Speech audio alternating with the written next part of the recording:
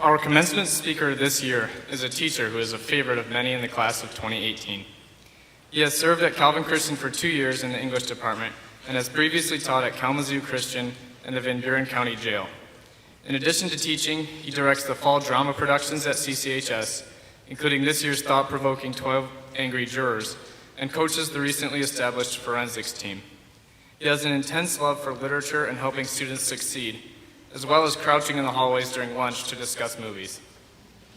Netflix tells him that he loves mind-bending science fiction, period pieces featuring a strong female lead, and fight the system movies.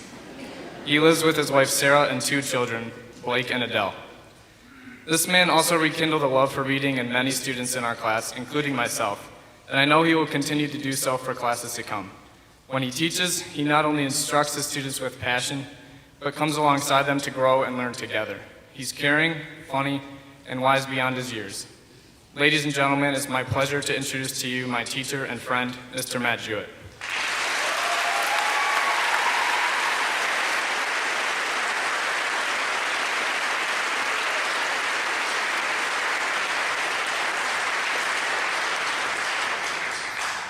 Hey, you guys doing?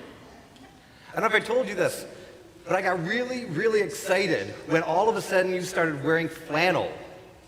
I've been waiting for this moment for about 20 years because it meant something to me. It meant that, oh, this is so exciting, that the 90s are coming back.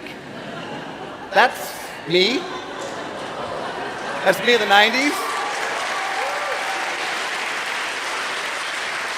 That flannel shirt still looks fine. It works. That's my weekend outfit, actually. That's all I wear on the weekend is that flannel right there. But I notice this all over the place. The 90s are totally back. I can make Friends references. I can say things like I'm a cross between Chandler and Ross, and you're like, oh yeah, that's kind of true. You kind of are. I noticed Nirvana shirts. It is exciting. We used to, I don't know if you know this, we used to peg leg our pants. We would roll it like this. 90s people, remember this? Okay. Logan, where are you? Logan, your joggers look very similar to that. Almost identical. And I noticed other things. The choker is back. Amy, Andrea, and Carissa all helped bring back the choker necklace. Horrible name, but cool necklace. Still right. And Dallas, you single-handedly tried to bring back the fanny pack.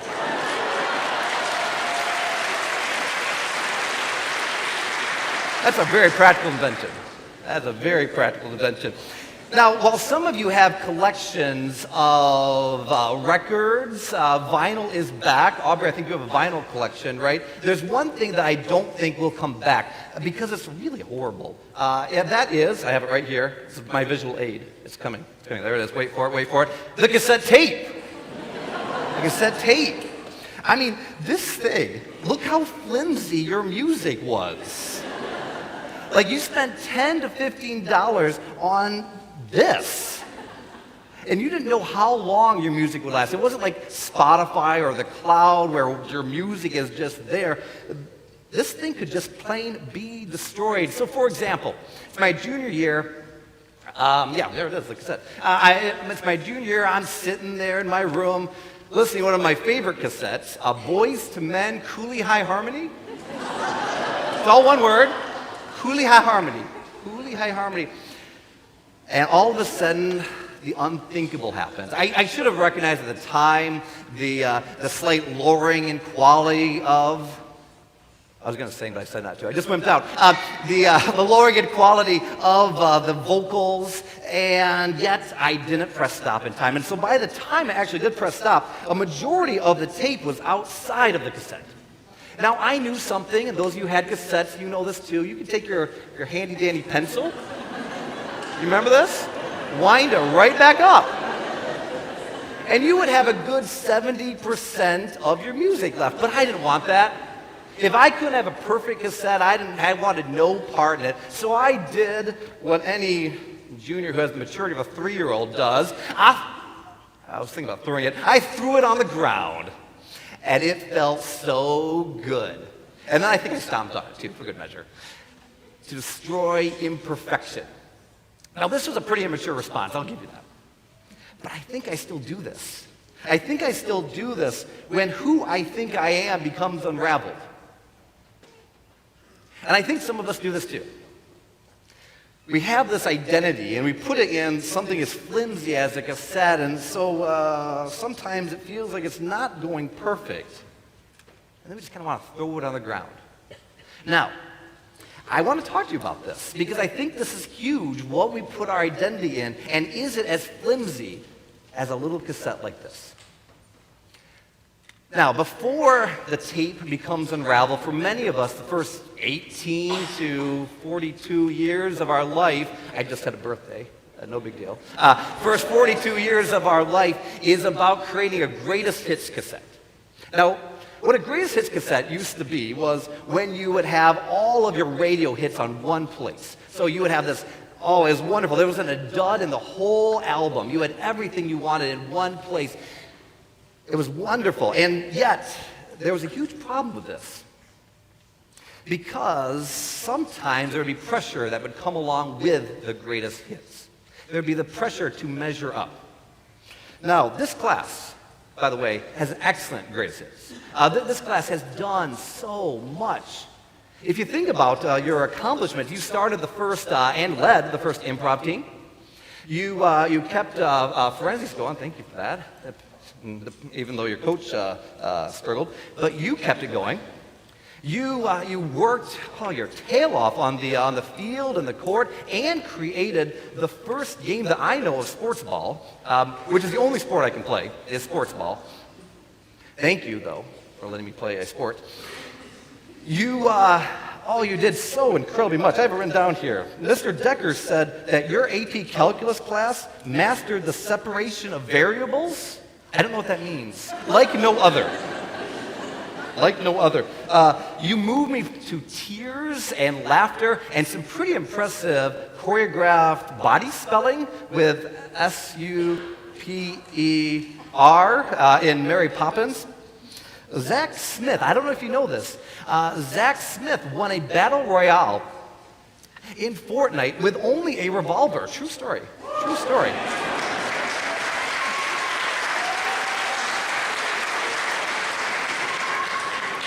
I personally have so loved having you in my class. You ask good questions of yourself and your culture, and you care. And this makes you special. This makes you very special. And you should be proud of your accomplishments.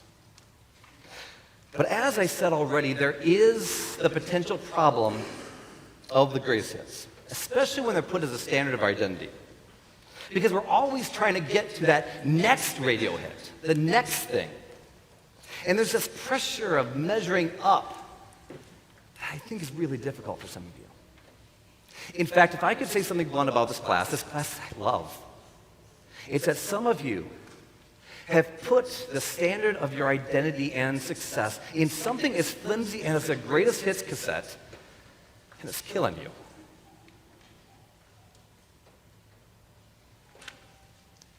I see this potential of talented achievers and perfectionists early on. My daughter loves to draw, and I like to draw too, so we draw together. And what she likes to draw is dogs. I think there's a picture. Can you see that? That's a picture of one of her dogs. So what she does is she gets a Google image of a dog and then tries to represent it the best that she can. But the problem is her Google image will never be identical to what she's drawing. And so she will get so incredibly frustrated. One time she took her pencil and she crossed off that dog and wrote terrible on it. And I tried to take a picture of that to show as a visual aid, but this was the end result after I asked her if I could bring this picture. I don't know where she gets that from. And the real reason I wanted to show you this is because right after the word terrible, my wife had taken the paper. And this is what she wrote. She said, "It doesn't have to be perfect." I think some of you might need to hear that. It doesn't have to be perfect. I had to tell one of you that you may never call your paper trash again.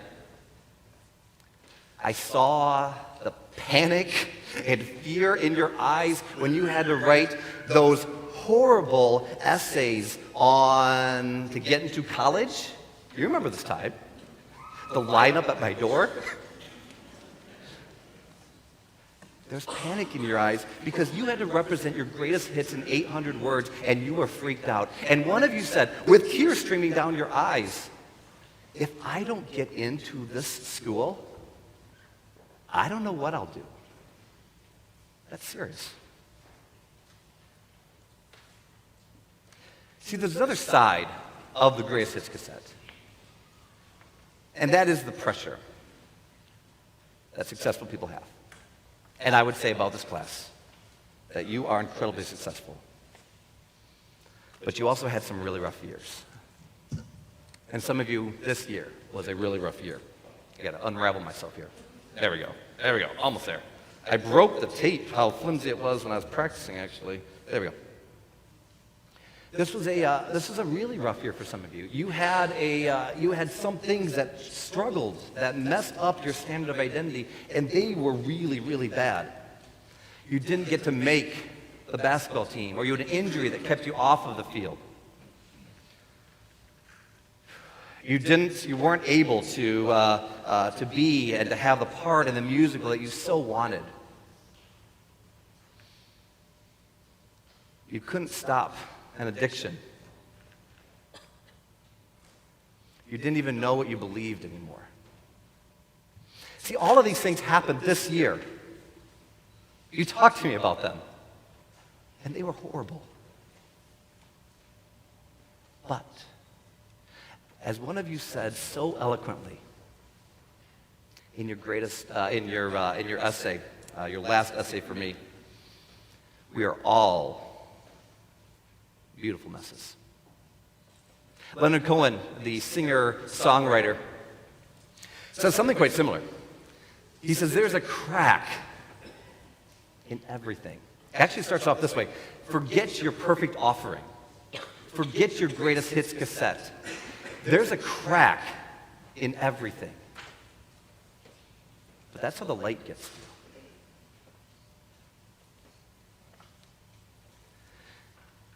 There was a character in the Bible that reminds me of myself, reminds me of some of you.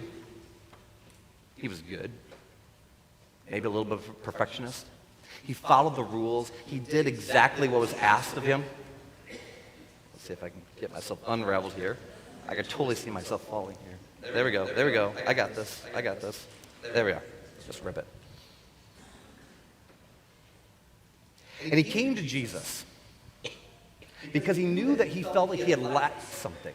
Even though he's following the rules, even though he did what he felt like he should do. And he comes to Jesus and he says, "Good teacher, what must I do to inherit eternal life?" Now, if you came to me and you called me good teacher, I probably wouldn't respond badly. I wouldn't be like, "Excuse me, what'd you call me? How dare you call me good?" But that's exactly what Jesus did. Jesus says, "Why do you call me good? There's no one good but God." Which is kind of a strange response coming from Jesus. But Jesus keeps on going even. Jesus says, well, here's what you do. If it's about doing and being good, here's what you do. Keep on following the commandments. And the rich young ruler is kind of upset about this because he says, you know, I've been doing that. I've been doing that since I was a boy.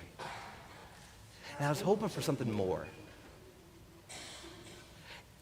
And Jesus doesn't give him the answer that he wants. Instead, Jesus focuses on this idea of good and perfection, that greatest hits cassette. Jesus says, if you desire to be perfect, if that's what Christianity is about for you, if that's what following me is about for you, being perfect, getting 100%, not 98s, 100%, then I'll give you something else to do. That's what it's about. Sell all you have and give it to the poor. That's what's about being perfection. Because here's what Jesus recognized, that the rich young ruler had almost as a religion his own security.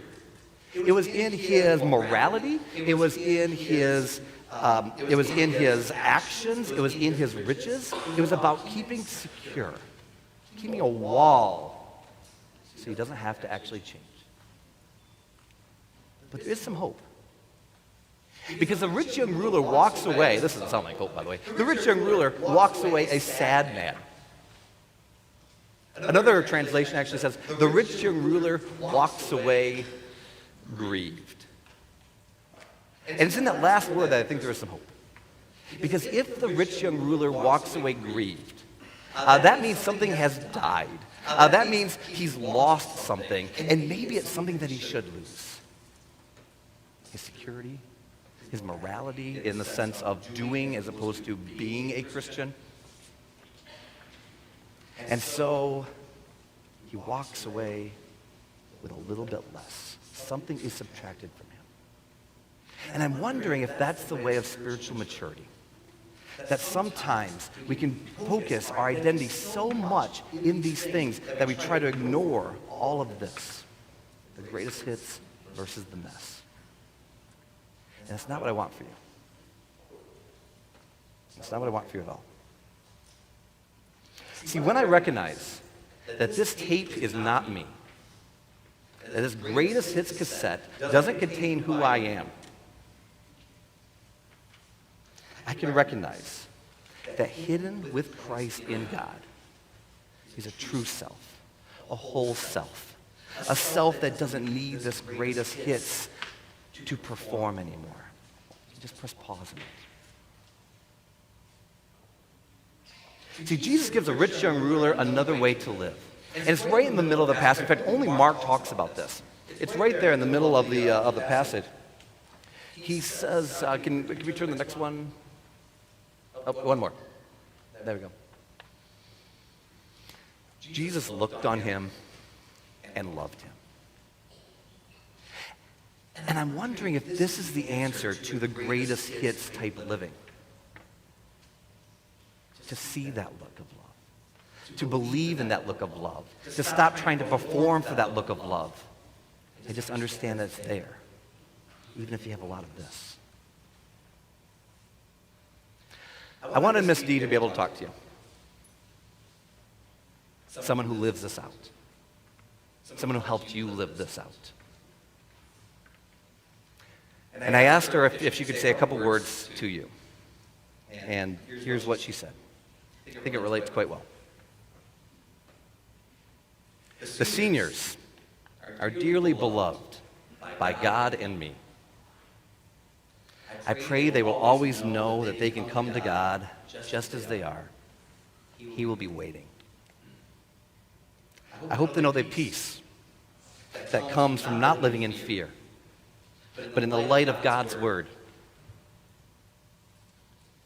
See, we all, faculty, your family around you, we all want you to do really well when you leave here. But what we want even more than this is for you to be able to look on the face of love, the face of Jesus who loves you and calls you his beloved, even if, or sometimes because, you look a little like this.